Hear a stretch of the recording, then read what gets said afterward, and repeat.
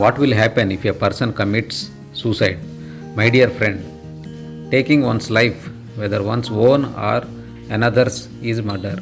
According to 1 John 3:15, it says, "No murderer has eternal life abiding in him." It is clear from the scriptures that Satan entered into Judas Iscariot before he betrayed Jesus. Consequently, he committed suicide. Anyone who takes his own life is no better than Judas Iscariot. Suicide is not a shortcut to heaven, as some foolishly think that all their problems will be gone. On the contrary, they are virtually jumping out of the frying pan into the fire, even into the lake of fire. Let no sincere born again Christian ever imagine that he will be safe in heaven after ending his life in this way.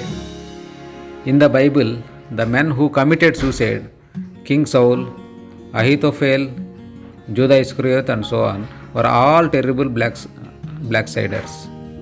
If a sinner commits suicide, he goes to hell. But when a born again Christian commits suicide, he goes to a place worse than that. He goes to a place meant for backsliders, outer darkness, where there shall be more torment and weeping and gnashing of teeth than in hell. It is true that God is gracious, compassionate, and forgiving while alive. If anybody genuinely repents for any sin, he will receive forgiveness. But once a person commits suicide, he doesn't have a chance to repent and turn to God. There are some cases where the person may not die immediately on attempting suicide. He gets a chance to repent and ask forgiveness from the Lord, but such cases are very rare. Perhaps someone who is listening this is being tempted to commit suicide. Dear friend, not only will your soul be in eternal torment, but the Lord's name will also be greatly blasphemed through this shameful and sinful act.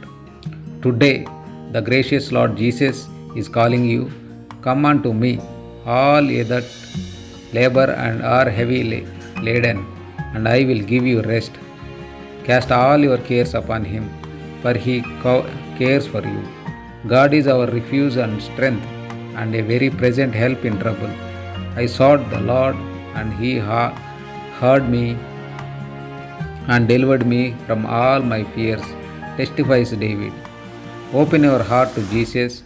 He understands your pain. He is the good Samaritan.